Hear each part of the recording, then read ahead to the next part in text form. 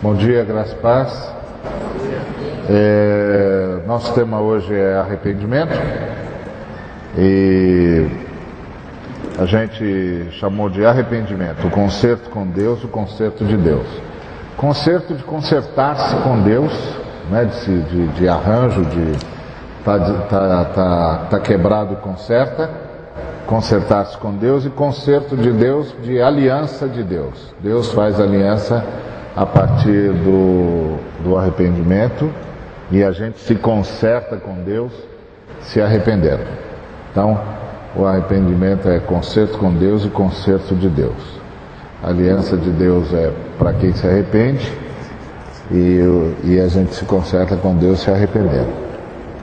Bom, como vocês sabem, arrependimento é aquela palavra grega que quer dizer, que é metanoia, que quer dizer mudança de mente e expansão da consciência. E nós vamos falar então sobre isso. Obrigado, Senhor, por ter nos trazido aqui. E ministra-nos, é tudo que rogamos, em nome de Jesus. Amém. Então, arrependimento, metanoia, mudança de mente, expansão da consciência. E eu traduzo para minha prática pessoal como concordar com a Trindade.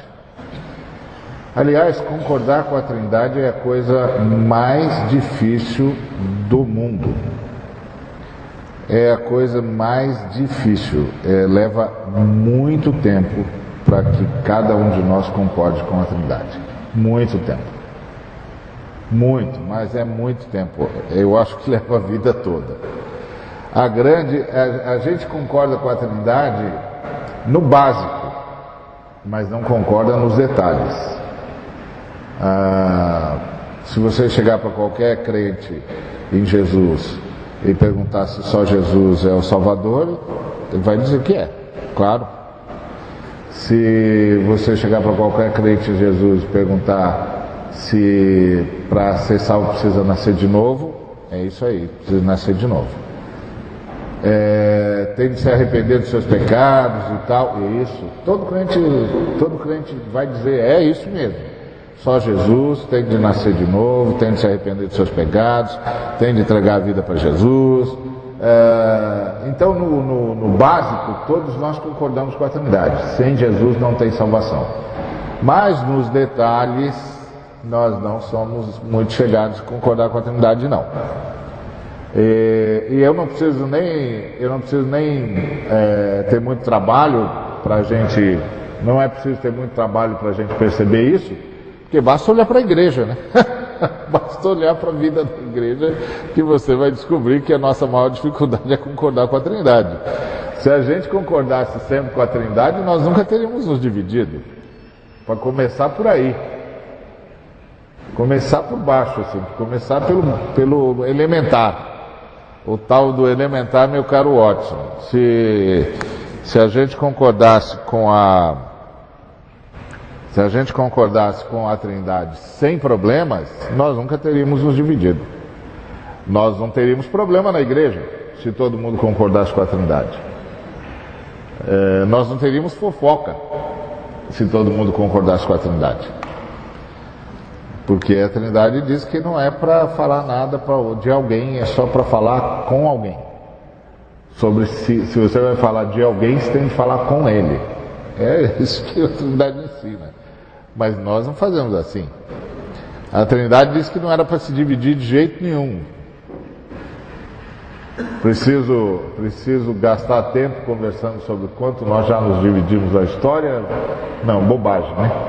Não precisa, a história fala por si. Então, nós temos muita dificuldade em nos arrepender, em concordar com a Trindade, mas é muita dificuldade, não é pouca não.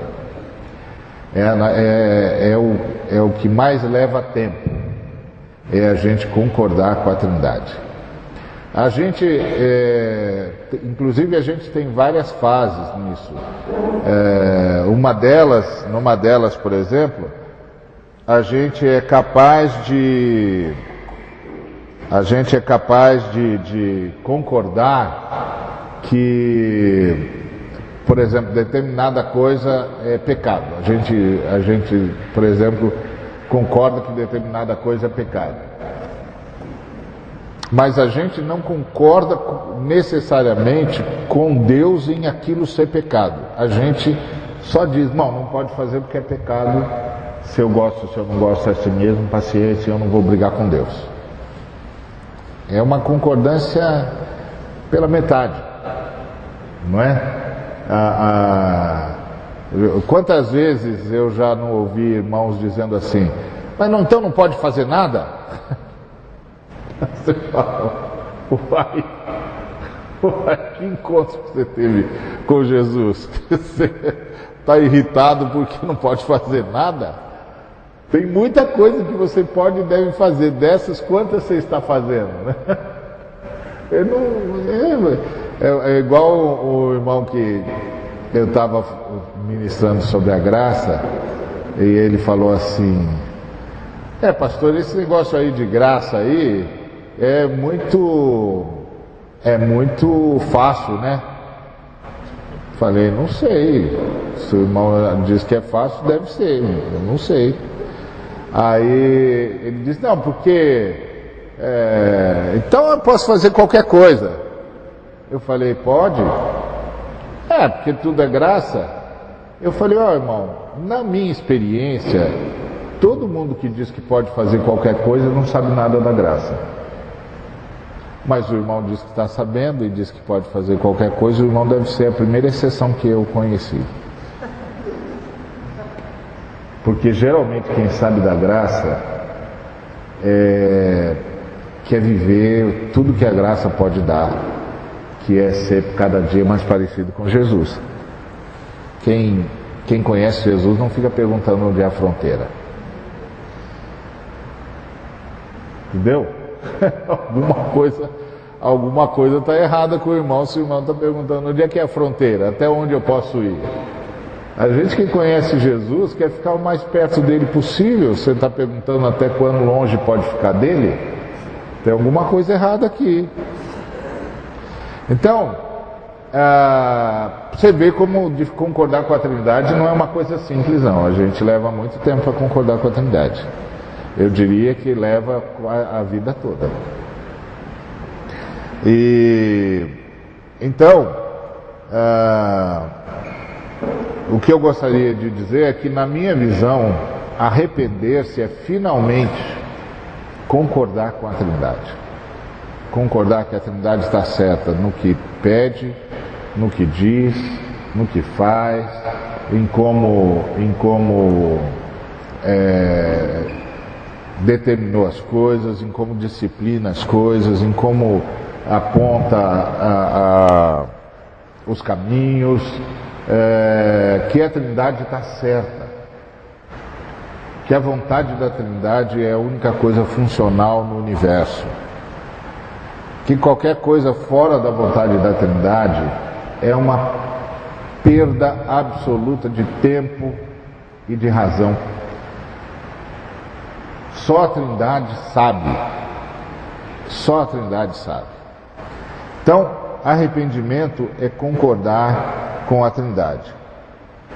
E é impressionante, é bom a gente lembrar sempre que Jesus começa o seu ministério falando dessa necessidade.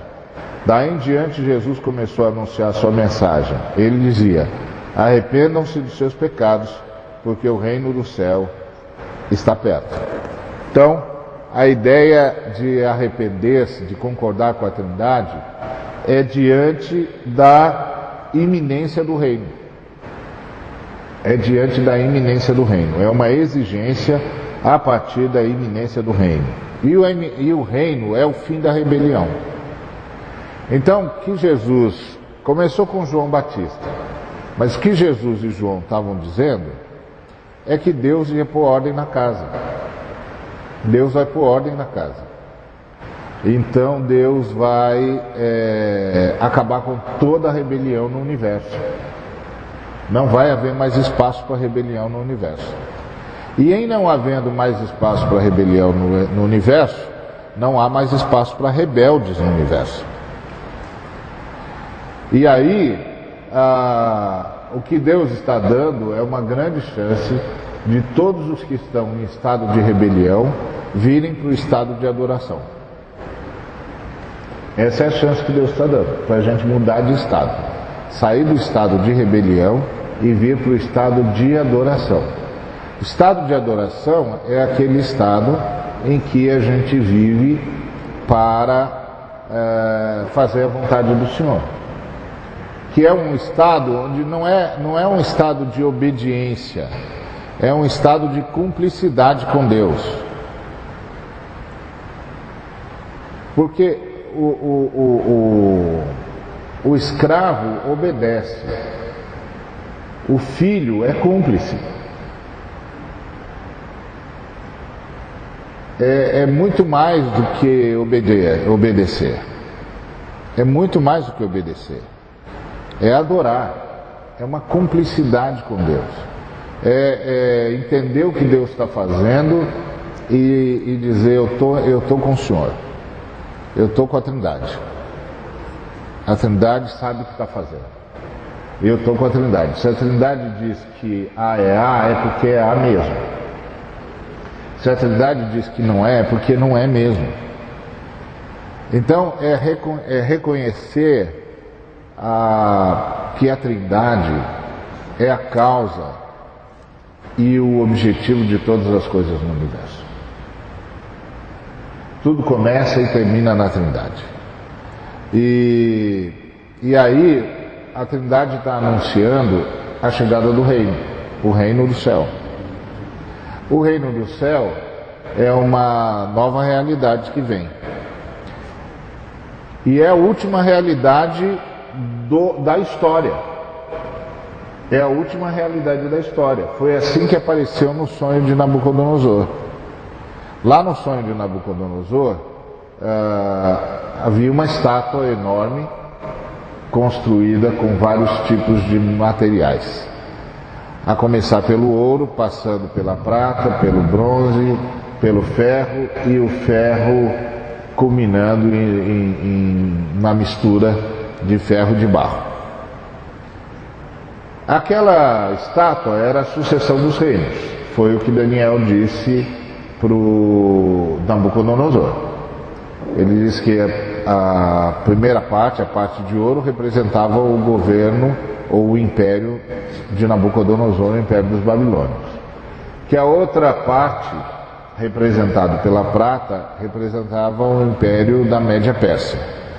A parte representada pelo bronze, o império helênico de Alexandre, o império dos gregos. E a parte de ferro, o império romano. E que a mistura de barro e de ferro era o resultado da divisão, da fragmentação do Império Romano, que se fragmentaria em nações fortes e nações fracas.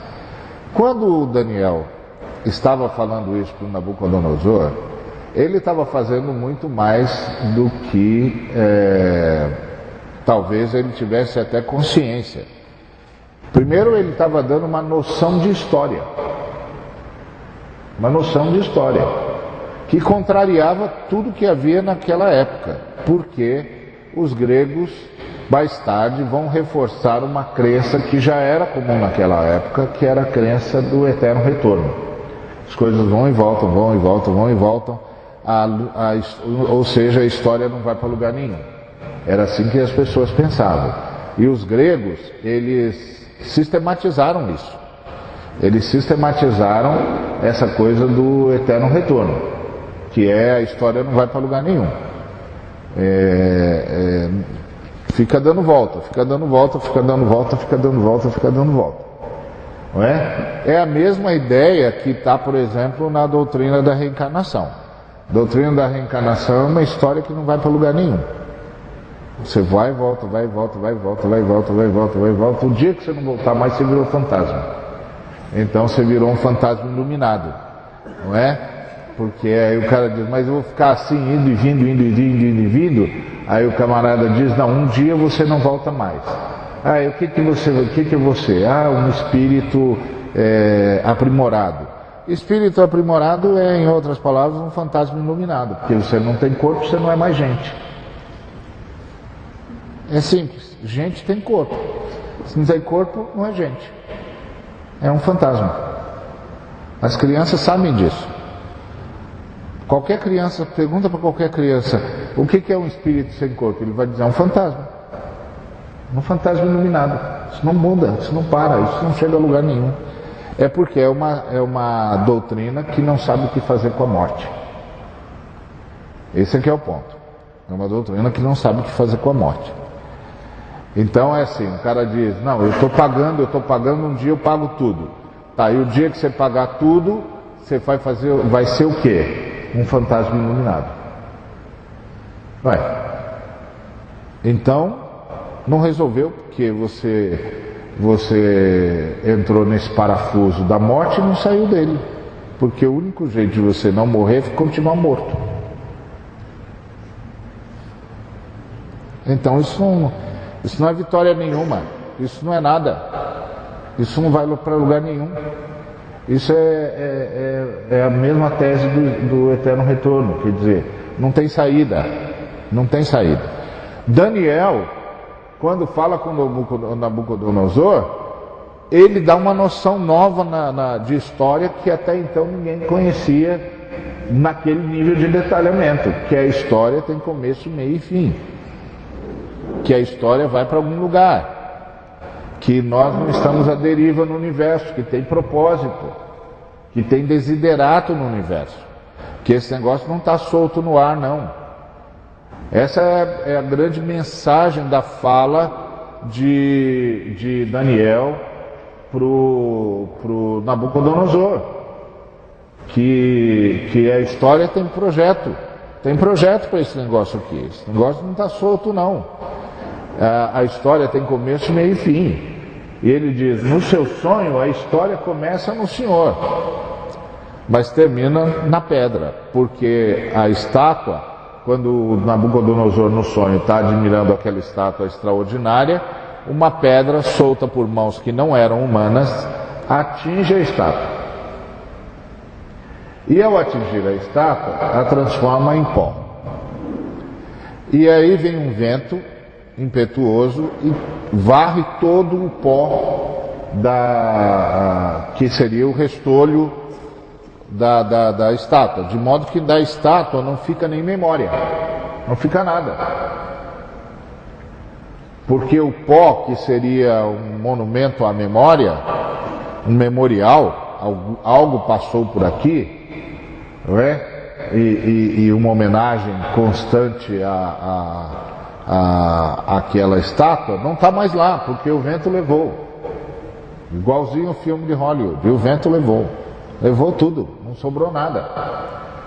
E aí o que fica no lugar? A pedra que destruiu a estátua. E a pedra começa a se transformar numa montanha que vai crescendo e alargando-se até tomar toda a terra. Qual é a mensagem que Daniel está passando para Nabucodonosor e para todos nós que viríamos depois, lendo o que ele havia registrado do que recebera do anjo Gabriel? Que a história tem fim, e o fim da história é o reino de Deus.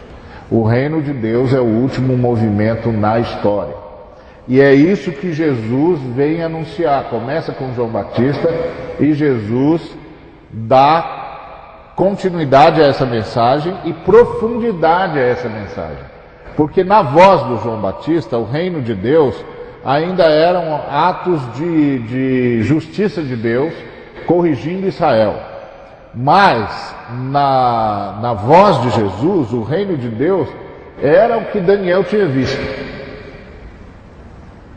O último movimento na história.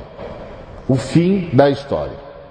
Então, o Senhor está chamando todas as pessoas a participarem do que vai superar a história como nós a conhecemos, que é o reino de Deus, que vai inaugurar uma outra história, ou inaugurar uma outra dimensão da história, uma vez que os protagonistas continuamos a ser nós mesmos. E continuamos a ser nós mesmos, então é uma nova dimensão da história. E aí Jesus está chamando todo mundo a participar do fim da história, ou da continuidade da história numa nova dimensão, que é o reino do céu. E para participar do reino do céu, tem de concordar com a Trindade. Tem de concordar com a Trindade. Tem de sair do estado de rebelião e vir para o estado de adoração. Esse é o objetivo do arrependimento. O objetivo do arrependimento é mudar a gente de estado, do estado da rebelião para o estado da adoração. E essa é uma exigência a partir da iminência do reino. O reino começa com a chegada de nosso Senhor e Salvador Jesus Cristo e culmina com a sua segunda volta. Aí com a sua segunda volta, novo céu e nova terra, ressurreição e ponto. E isso é o grande consolo da humanidade, inclusive. É o grande consolo da humanidade, a ressurreição. Então, o arrependimento é extremamente necessário, concordar com a Trindade é extremamente necessário para participar da nova fase da história, que é o reino dos céus. Se a gente não concorda com a Trindade, não pode participar da nova fase da história, que é o reino dos céus, porque nessa nova fase da história não tem mais lugar para a rebelião. E não tendo mais lugar para a rebelião, não tem mais lugar para rebeldes. Todos os que participarão dessa nova fase da história estarão em estado de adoração, de concordância plena com a Trindade, de adoração à Trindade, de submissão voluntária à Trindade. Então, que coisas nós temos de concordar com a Trindade? Começa com a ideia do Pai Nosso. Temos um Pai e somos pródigos ou religiosos ou religiosos. É a história dos dois filhos. Então a primeira coisa que nós temos de concordar com a Trindade é que nós viemos de Deus. E para o Pai devemos viver. Nós viemos da Trindade e para a Trindade devemos viver numa relação de adoração ao Pai. Porque é como a Trindade elabora o seu relacionamento. Pai, o Espírito e Filho trabalham para que o Pai seja adorado. Então, concordar com a Trindade, em primeiro lugar, é concordar que nós viemos do Pai e que devemos a Ele a nossa existência. E concordar que nós nos tornamos pródigos de duas maneiras. Ou nós jogamos a nossa vida fora, ou nós fizemos uma religião onde a gente projetou Deus à nossa imagem. Que é a história do pai amoroso, que a gente conhece como a história do filho pródigo. Ele tem dois filhos, o mais novo diz: me dá a minha parte da herança, eu vou embora, para mim o senhor morreu. Eu quero usar o dinheiro como eu quiser. Ele divide os bens entre os dois filhos, o mais novo pega a parte que lhe caberia, porque o pai já morrido, não lhe cabe nada, mas ele pega a parte que lhe caberia e vai, gasta tudo e acabou. Vive num estado de devassidão, acaba com tudo, etc, etc. E um dia, quando passa a época das vacas gordas, ele se descobre lá numa pocilga, cuidando de porcos, com fome, querendo comer da comida dos porcos, tendo um mau patrão que não deixa ele ter um dinheirinho mínimo para se alimentar. E aí ele se lembra do pai, que era um bom patrão. Então, pela primeira vez ele reconheceu o pai. O pai é um bom patrão. E aí ele disse: eu vou voltar para ser empregado, porque ser empregado do meu pai é ótimo. É ótimo. E aí ele vai e o que ele faz o que todo mundo faria se estivesse no lugar dele, que é reconhecer que não tem mais direito a nada. Tudo que eu tinha direito eu joguei fora. Então eu não tenho direito a mais nada. Eu volto para arranjar um emprego. Se meu pai me deixar ser um funcionário dele, já está bom demais. Obrigado. Já está bom demais. Se o pai me deixar ser empregado, já está bom demais. Mas qual não foi a surpresa dele quando o pai o recebe de braços abertos e o reconduz à condição de filho? Então esse é o primeiro filho, o filho do desrespeito, da devassidão. Mas tem o segundo filho, que é o filho religioso, mas que na verdade serve a um pai que não é o pai dele. Porque quando ele chega na fazenda e vê a festa, ele diz, revoltado para o pai, que ele havia servido o pai a vida toda, que o pai nunca havia sequer matado um cordeiro que fosse para fazer um churrasco dele com os amigos, e que agora voltava esse filho devasso, e o pai matava o cevado para fazer um churrasco. E aí o pai tem de trabalhar com o filho e finalmente dizer: filho, não estou entendendo você. Tudo que eu tenho sempre foi seu.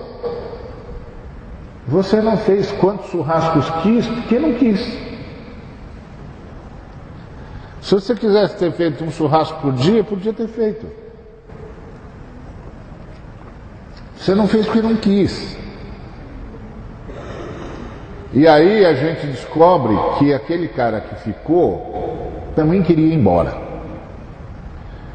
Ele só ficou porque tinha medo do pai, porque tinha medo de perder tudo, porque não sabia nada sobre o pai. Então, quando é que o que a gente tem de concordar com a Trindade?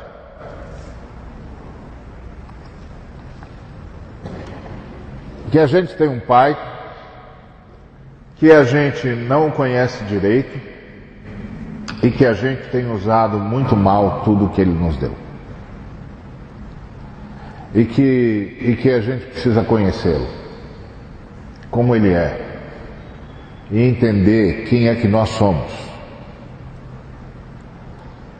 Que a gente não sabe.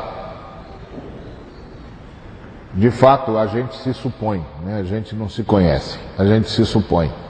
E aí a gente fica falando um montão de coisa de Deus que a gente não sabe. A gente não sabe. Porque a gente está fazendo igual Feuerbach dizia, a gente está projetando Deus. A gente está construindo um Deus parecido com a gente. Mas a oração do Pai Nosso diz uma coisa muito jóia. Ele diz assim: Pai Nosso, que estás nos céus. A ideia ali do que estás nos céus não é geográfica. É de o absolutamente outro, ou totalmente outro. Alguém que é meu pai, mas é totalmente diferente de mim. E eu vou passar a eternidade conhecendo. A eternidade. Porque em mim não tem padrão de comparação.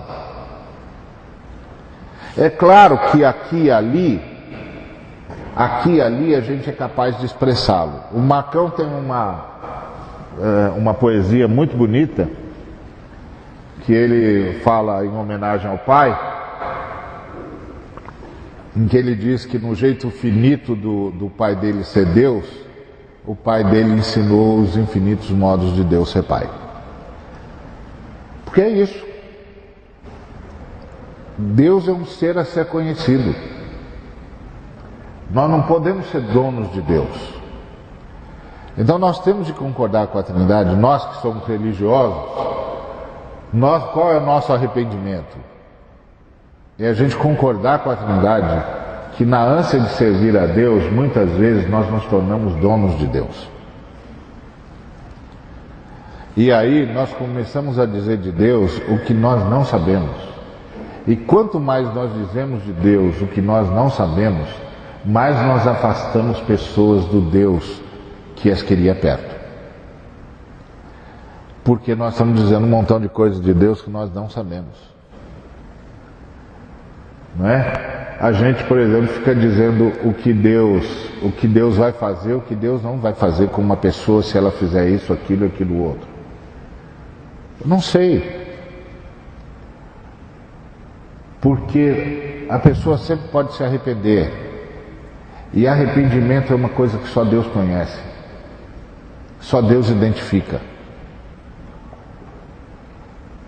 É uma coisa entre a pessoa e Deus. É entre a pessoa e Deus. Então só Deus é capaz de dimensionar o que foi que aconteceu. E às vezes a pessoa mais rebelde é a pessoa que mais se importa com Deus.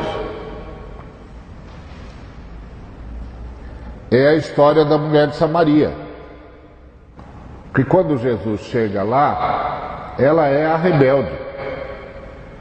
Ela é a mulher que rompeu com tudo e com todos.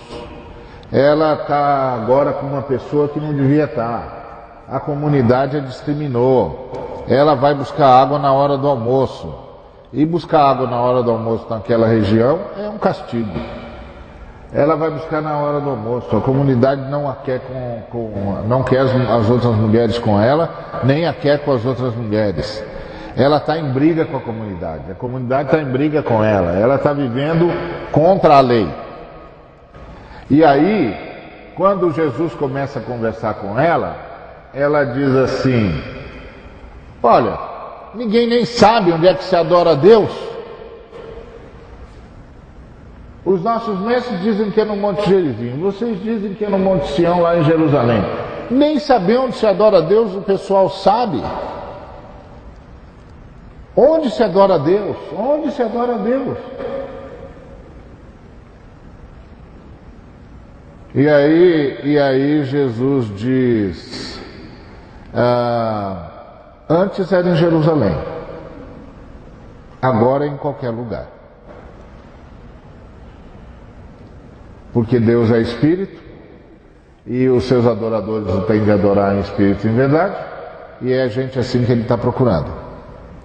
Ela disse: puxa, eu desconfiava disso. Eu desconfiava que era alguma coisa assim. Mas eu estou esperando o Messias. Quando ele vier, ele vai dizer para a gente. Aí ele disse: ele já veio. Sou eu. Sou eu. Estou falando com você. Sou eu. Eu sabia que você estava me esperando e eu vim dizer para você, eu cheguei. Quem imaginaria naquela comunidade que de todas aquelas pessoas, Jesus ia marcar um encontro justamente com a rebelde? Quem imaginaria que de todas aquelas pessoas, quem realmente estava preocupado com Deus era aquela mulher? Quem realmente levava Deus a sério era aquela mulher. E levava tão a sério que não conseguia mais conviver com aquela coisa de um joga para um, outro joga para o outro. Quem imagina isso? Ninguém. Tanto é que quando os discípulos chegaram e viram Jesus conversando com aquela mulher, disseram: ih, pronto. O que está havendo aí? Só que não falam para Jesus, porque não dá para enfrentar Jesus. Então fica aquele diz que lá nos bastidores. Não é? Que encarar Jesus que é bom mesmo não dá. Então fica lá no... E aí Jesus diz: olha, vocês não são cegos. Vocês são cegos. Vocês não viram os campos brancos para a ceifa. Vocês não conseguem reconhecer uma pessoa que o Espírito Santo despertou. Vocês estão pensando que ainda falta tempo? Eu digo para você, tem um montão de gente que o Espírito Santo já despertou. Só que vocês não conseguem ver. Vocês não conseguem ver. E enquanto Jesus está falando isso, aquela mulher está lá na comunidade dizendo: gente, eu tinha razão, era outra coisa, eu encontrei o Messias, vão lá ver, ele vai dizer para vocês que agora Deus está buscando outra coisa. E aí as pessoas vão lá, ela ganha autoridade, sabe Deus aonde. As pessoas vão lá e ouvem Jesus. E Jesus começa a dizer para as pessoas o que estava dizendo para ela.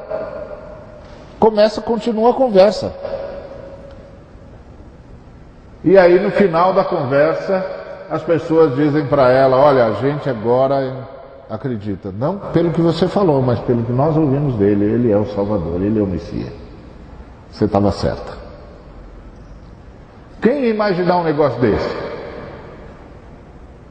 Ninguém em sã consciência.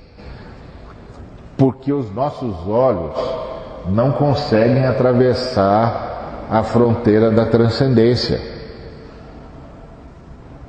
A gente fica aqui na imanência, a gente fica aqui preso e tentando achar sinais e criando sinais, até para catalogar tudo, principalmente catalogar as pessoas.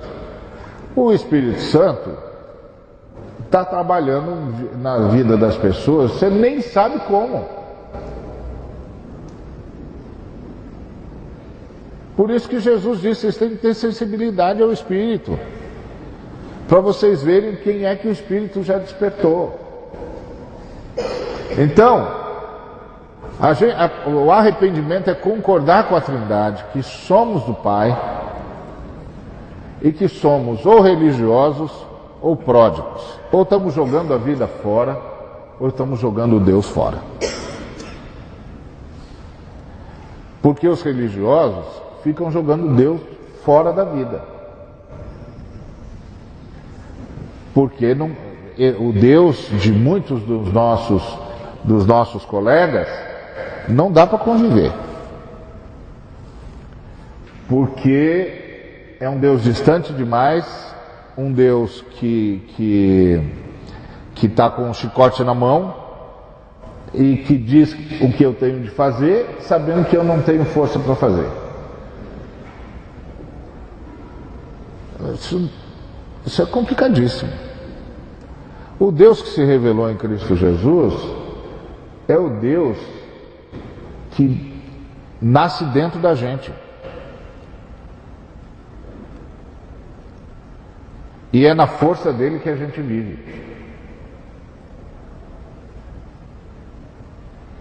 É outra realidade. Então, concordar com a Trindade para participar do reino é o jeito de se consertar com Deus e de se aliançar com Deus.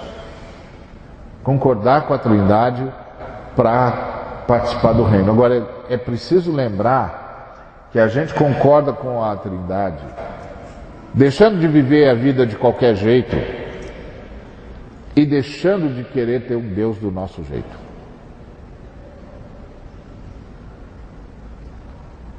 São os dois extremos.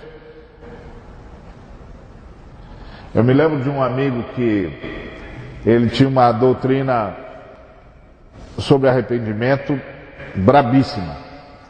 Então a doutrina dele podia mencionar assim: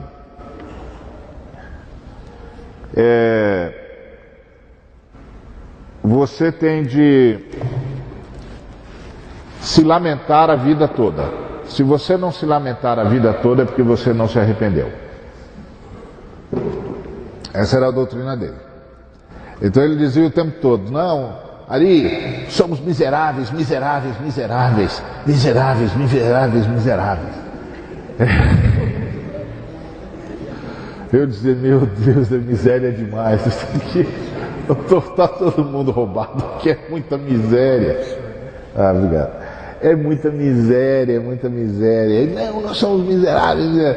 Tinha uma música que fazia muito sucesso, principalmente porque o Caio, toda a reunião que o Caio fazia, ele terminava pedindo para cantar aquela música.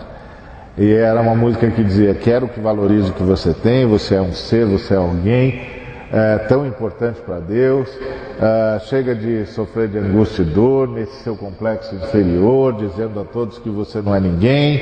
Eu quero falar do valor que você tem. Ele está em você, o Espírito Santo habita em você, alguma coisa assim, e intercede até com gemidos inexprimíveis.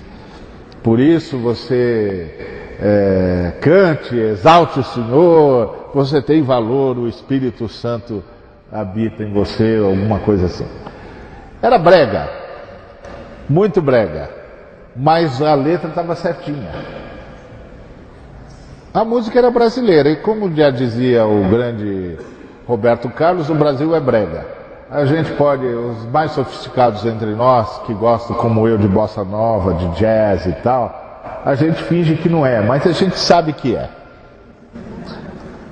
A gente só finge e faz de conta que tem um outro Brasil. Não tem nada, não tem nada. Quando a gente ouve uma música brega, todo mundo canta, depois a gente volta para bossa nova, para o jazz e tal, porque a gente é sofisticado. Mas o Brasil é brega. Esse é um mau fato. Não tem como contestar um negócio desse. Aquela música lá é brega, mas a letra estava certinha. Valorize, você é um ser, você é alguém importante para Deus, o Espírito Santo habita em você, está certinho, é isso mesmo. Mas esse meu amigo era tão radical, e os filhos dele ficaram tão radicais quanto ele, que eles fizeram uma versão para essa música. E na versão dessa música, eles diziam: não valorize nada, você não é ninguém.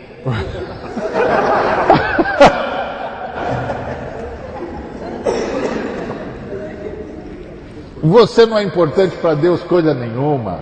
Você é totalmente dispensável. Eu dizia: meu Deus. Aí um dia eu falei para ele: escuta, tá tudo bem, eu sei que a gente tem que lamentar o quão pecadores nós somos. Você tem toda a razão. Mas se eu ficar contente porque Jesus me salvou, você não vai bater em mim? Porque eu não tinha mais nada para falar para ele.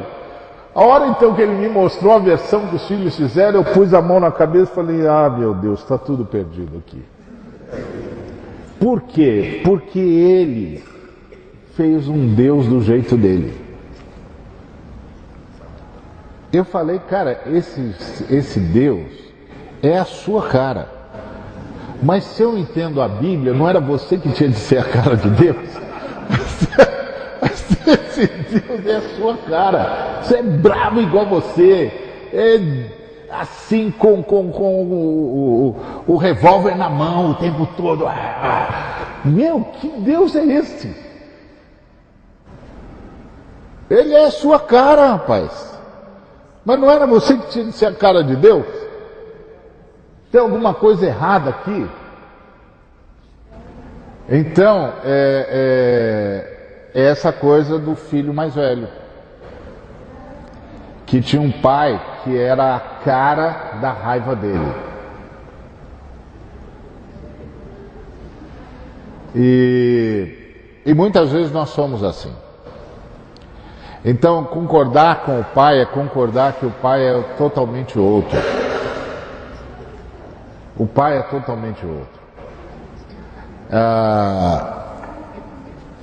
Eu não sei como o pai vai reagir, mas eu sei que ele vai fazer o melhor. Eu não sei o que o pai vê na vida das pessoas, mas eu sei que ele pode fazer da vida das pessoas a melhor coisa possível. Eu não sei como é que o pai reconhece os que são dele, eu não sei que marcas que eles têm, então eu sigo o que o filho disse: não julgue, não fala nada, fica na sua, apenas anda comigo. E aí tem coisas que vão se parecer com Jesus e coisas que não vão se parecer com Jesus. E a gente vai ter a sensibilidade aqui e ali de dizer: não está parecendo, isso aí não está parecendo. E é só. Então, concordar com a Trindade. Arrependimento é concordar com a Trindade. Mas a gente, é fácil a gente concordar com a Trindade ou perceber que não é concorde com a Trindade quando a gente está falando de uma vida como a do filho pródigo. Uma vida como a do filho pródigo está na cara. Devasso, não respeita o próximo, usa e abusa de tudo, acha que é dono de tudo e de todos, que pode gastar a vida como quiser, que pode usar quem quiser para si, que pode desrespeitar quem quiser, que o importante é a alegria dele, a felicidade dele, o resto tudo que vive é em função dele e tal. E você já sabe, não parece com Deus. Isso não tem nada a ver com o que a gente viu de Deus em Jesus de Nazaré. Mas tem o outro lado, que é o lado do sujeito que transforma Deus numa pessoa com a cara dele. Um ser quase sem misericórdia. Impressionante. Então, o arrependimento é concordar com a Trindade num espectro que vai de um ponto a outro. De um ponto a outro. E a beleza dessa postura é que essa postura nos mantém de joelhos o tempo todo, pedindo ao Senhor que cada vez mais se revele para que a gente possa andar nas suas pegadas. Que é aquela consciência de que não dá para saber tudo de Deus, não dá para ver tudo de Deus, e que as Escrituras Sagradas falaram mais de nós do que de Deus. E que Deus a gente vê em Jesus. Essa é a ideia. Então, concordar com Deus. Concordar com a Trindade de que somos parte de uma comunidade cooperativa, que deve estar conosco em todo o tempo e em todas as nossas intenções, onde tudo é para todos. Essa é uma outra área do arrependimento que a gente nunca trabalha. Porque a gente sempre trabalha os pecados pessoais, mas não trabalha os pecados eminentemente relacionais. A gente não entende que Jesus disse que havia entrado salvação na casa do Zaqueu, porque o Zaqueu finalmente se deu conta de que fazia parte de uma comunidade e que a humanidade foi criada como uma cooperativa onde todos trabalham por todos. Finalmente o Zaqueu se deu conta disso. Vou dividir e vou ressarcir. Vou dividir e vou ressarcir. Voltei para a comunidade. Quando é que a gente está fora da comunidade? Quando a gente é um acumulador por excelência. Quando a gente não está querendo repartir nada. E que quando a gente reparte, a gente acha que fez uma coisa tão grande, tão grande, tão grande, tão grande, que a gente quase sobe ao monte da congregação para se assentar com a Trindade. A gente faz questão de dizer o quão bom que a gente é e quantas coisas boas a gente fez. Mas isso fica claro que nós não entendemos que nós somos parte da humanidade, que a humanidade foi criada por Deus como uma cooperativa, onde todos trabalham por todos. O modelo que Deus nos deu foi um jardim. O jardim, ele é cooperativo. É um jardim, não é uma exposição de vasos. É um jardim. Todo mundo está em harmonia. Todo mundo está submisso à poda, todo mundo participa dos mesmos nutrientes, da mesma água, do mesmo sol, da mesma terra. E se acontece uma coisa com um elemento do jardim, o jardim todo sofre, porque aí o jardim perde o viço, perde a beleza, perde a sua glória. Aí a gente tem de correr para socorrer aquela parte do jardim que está deficitária para voltar a ser jardim. Pleno, íntegro, bonito, harmônico. É o modelo de Deus. Então, somos parte de uma comunidade cooperativa. Não é só uma comunidade que se encontra para cantar junto, ou para ouvir um sermão, ou para participar de um estudo bíblico que seja. É uma comunidade cooperativa, onde todos se responsabilizam uns pelos outros. Deus distribuiu dons para todos nós, para nós nos servirmos mutuamente, nos abençoarmos mutuamente, nos ajudarmos mutuamente, para que nenhum de nós passe necessidade. Mas para que nenhum de nós passe necessidade, nenhum de nós vai poder ter tudo o que quer. Porque nós somos a padaria de Deus. Todo mundo que ora dizendo pão nosso de cada dia se oferece para ser a padaria de Deus, a partir de quem Deus vai distribuir o pão para todo mundo. Então concordar com a Trindade, se arrepender, é concordar com a Trindade que a humanidade é para ser uma cooperativa. Que a humanidade tem de ser movida pela solidariedade. E a igreja foi chamada para ser uma mostra da comunidade vindoura, da humanidade vindoura. Por isso que a Bíblia chama a gente de as primícias do reino. A gente não é as primícias do reino porque nós somos os primeiros a entrar no reino. Não. A gente é as primícias do reino porque nós somos uma amostra grátis do que vai ser a vida no reino. Ou deveríamos ser.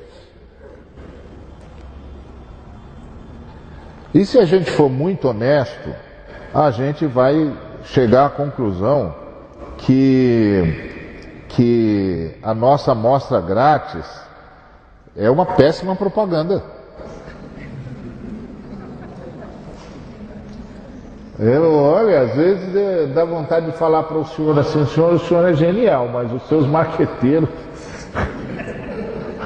o senhor é ótimo, mas o pessoal que faz propaganda do senhor, hein, barbaridade. O senhor não acha que devia contratar outra agência?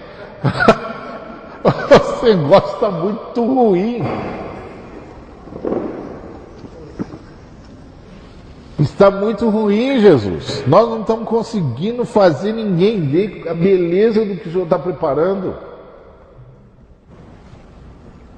É barra, tchê. Assim não é possível. Então você percebe, concordar com a Trindade tem de passar pelos nossos erros relacionais. E por essa nossa sanha acumulativa. É verdade que agora o sistema capitalista está fazendo água aí, né? Deixando claro que aquilo que Jesus Cristo nos ensinou desde sempre era verdade. Que esse negócio que é querendo juntar tudo quanto é tesouro aqui, ó, a traça corrói, o ladrão rouba. E que o amor ao dinheiro é a raiz de todos os males. Você vai amar esse negócio mesmo? Você vai estourar. Não adianta você botar no dinheiro em Deus nós acreditamos. Não vai funcionar, não é mágica. Não é mágica. Não é amuleto. Tinha de haver solidariedade. Então, concorde com a Trindade. Nós somos parte de uma comunidade cooperativa. Essa comunidade deve estar conosco em todo o tempo e em todas as nossas intenções. Porque a nossa oração é a oração de quem está pensando no bem de todo mundo. Para a gente não cair no erro de Caim, que é aquele quando o Senhor pergunta para ele onde é que está o seu irmão, e aí a resposta dele, que já havia assassinado o irmão, é: por acaso eu sou guardador do meu irmão? E a oração que Jesus nos ensinou é a oração que diz: sim, Senhor, você é o guardador do seu irmão. Sim, Senhor. O que acontece com ele tem de afetar você. Você tem de fazer alguma coisa. Você é, sim, Senhor. Porque a humanidade é uma cooperativa. E a humanidade é uma cooperativa porque é o único jeito de ser imagem e semelhança de Deus. Deus é uma comunidade, criou algo à sua imagem e semelhança, só podia criar uma outra comunidade. Deus é uma família, criou algo à imagem e semelhança dele, só podia criar outra família. Deus é uma comunhão, criou algo à sua imagem e semelhança, só podia criar outra comunhão. O ser humano é a imagem e semelhança do Senhor enquanto indivíduo, porque todos nós temos a vocação para a unidade. Porque a imagem e semelhança do Senhor é a congregação, é a humanidade, vivendo plenamente a comunhão, vivendo plenamente a unidade, onde todos vivem pelo bem de todos. Todo mundo trabalha por todo mundo. Então esse é o sonho de Deus. Esse é o sonho de Deus. Então concordar com a Trindade, mudar de ideia, é dizer para a Trindade: olha, Senhor, até hoje eu realmente estava preocupado comigo. Estava preocupado em resolver os meus problemas. Depois, se sobrasse tempo, ajudava um irmão ou outro. Mas agora eu entendo. Eu faço parte de uma comunidade. Que a única maneira de ser imagem e semelhança do Senhor é viver essa unidade. E que eu sou imagem e semelhança do Senhor pessoalmente, porque eu tenho justamente essa vocação. A vocação para estar com o outro, para estar unido à comunidade, para colaborar e contribuir com a comunidade, engrossar a unidade, adensar a unidade. Então eu já nasci para isso, para a comunhão, para a comunidade, para a família, para o corpo de Cristo. Então a igreja era para ser uma mostra do que Deus sonhou com a comunidade, que Deus sonhou para a humanidade e o que Deus vai fazer pela humanidade. Eu gosto muito daquele versículo de Efésios, que diz: aquele que furtava, 4:25, não é? Aquele que furtava, não furte mais, antes trabalhe para ter com que acudir ao necessitado. Eu gosto daquele texto, porque se aquele texto tivesse sido dito assim, escrito assim: Aquele que furtava, não furte mais. Antes trabalhe para ter como dar conta das suas próprias dívidas. Já seria bom. Todo mundo ia achar isso um bom texto. Mas o texto não diz isso. O texto diz: antes trabalhe para ter com que acudir o necessitado. E faz todo sentido, né? Porque o contrário de furtar não é trabalhar para pagar as suas contas. O contrário de furtar é trabalhar para pagar a conta do outro. Tá certo? Porque furtar é tirar do outro a possibilidade de pagar a sua conta. Então, o contrário de furtar é trabalhar para pagar a conta do outro. Então, tá certinho. Tá certinho. Aí quando a gente concorda com a Trindade, a gente concorda que nossa vida ganha sentido no serviço ao próximo. Porque é nessa unidade que Deus aparece, a Trindade aparece. Deus é Pai, Filho e Espírito Santo. E é aqui na comunhão que a Trindade aparece. Então, quando a gente vai orar, a gente ora pessoalmente, mas não ora sozinho. Porque a gente levou toda a comunidade com a gente, porque a gente disse Pai Nosso, a gente disse o Pão Nosso, a gente disse o Perdão Nosso. A gente está se vendo na comunidade e está falando de dentro da comunidade. Eu lembro que a primeira vez que eu fui numa igreja Assembleia de Deus, eu era da mocidade da minha igreja,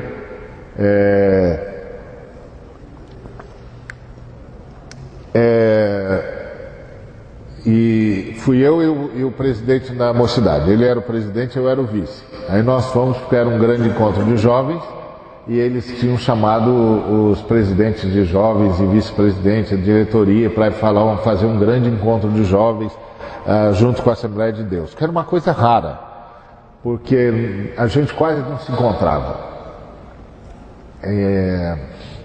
1900 caquerada, a gente quase não se encontrava. A gente era um bando de gato pingado, né? Mas aí nós fomos. Só que assim, o presidente da nossa mocidade tinha um cabelão que batia no ombro. E eu tinha um black power do tamanho do mundo. Porque nós éramos caras vindos do mundão numa igreja que nunca disse pra gente que a gente tinha de fazer nada diferente disso, tinha de servir Jesus. Então, lá foi o Roberto com aquele cabelão enorme, ele fazia assim e tal, e eu com aquele black, calça jeans e tal, chegamos lá. Aí a pessoa nos recebeu, paz do Senhor. Aí a gente disse, muito prazer, nós somos da Igreja Metodista Livre. É aqui que vai ter aquela reunião? Já ficou claro que nós podíamos ser até da mesma fé, mas não éramos a mesma comunhão, porque nós não soubemos reconhecer o cumprimento deles, e eles ficaram perguntando o que tinha a ver a gente estender a mão e dizer muito prazer. Então, aí entramos, tinha um culto, primeiro ia até as músicas, e depois cada um de nós ia falar sobre como as nossas mocidades iam se envolver naquele programa comum a todas as igrejas. Era a primeira vez que a gente estava num lugar onde estava a Assembleia de Deus, Batista, Presbiteriano, Metodista Livre, todo mundo da região. Era um negócio bonito. Aí deram oportunidade, nós descobrimos que os irmãos da Assembleia de Deus dão muita oportunidade. E eles vão dando oportunidade para tudo quanto é músico, para tudo quanto é... E a gente esperando a nossa oportunidade. E aí eles deram oportunidade para um irmão cantar. O irmão cantava bem. E o irmão foi lá, terno, gravata, e eu olhava para o Roberto olhava para mim, e a gente dizia, nós estamos em festa errada, hein? Aí o Roberto disse, Vamos aguentar firme, vamos aguentar firme. Aí o irmão foi cantar e ele cantou uma música que a letra era mais ou menos assim: mundo de tristeza, mundo de horror. Aí ele ia dizendo para as coisas que ele olhava, então ele dizia assim: olhei para os cabeludos, não pude encontrar razão para me salvar. Homem que é cabeludo lá no céu não vai entrar, por isso é bom tirar.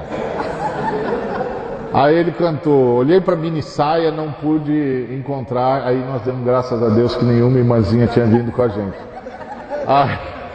Não pude encontrar razão para me salvar. Mulher de mini saia lá no céu não vai entrar, por isso é bom tirar. Eu falei: essa música está errada.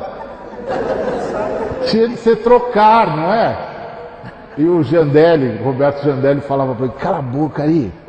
Você tem sempre de dar um palpite, tem sempre de ver alguma coisa. Fica quieto, meu. Nós já estamos no pior aqui, você ainda fica dizendo que os caras estão cantando errado. Olha, foi a melhor experiência que eu já tive. E aí foi a hora da oração. Então vamos orar. Nós éramos gente de oração. A gente orava mesmo, nossa igreja tinha vigílias e tudo, a gente era de oração. A gente ia para o monte, inclusive. Mas a nossa oração era aquela, não é? Vamos orar, o pessoal baixa a cabeça. Aí quando vamos orar, que nós baixamos,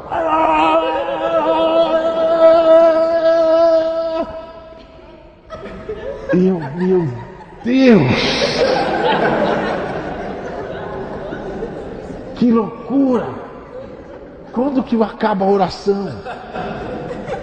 Aí um irmão bateu um negocinho assim, plim! Aí eu vi que ele tinha uma campainha no púlpito, eu não tinha percebido.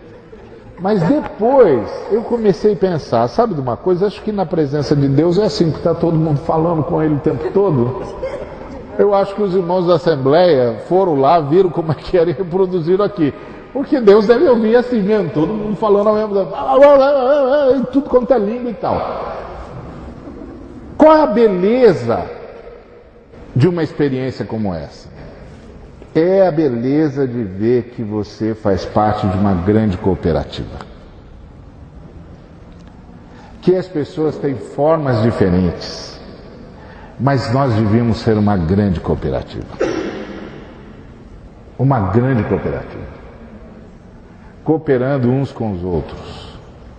Se a gente é da turma que ora baixinho e os irmãos oram fazendo estrondo, não importa.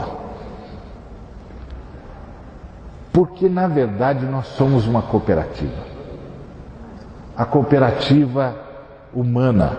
Porque o que Jesus veio fazer foi reinventar a humanidade através da igreja.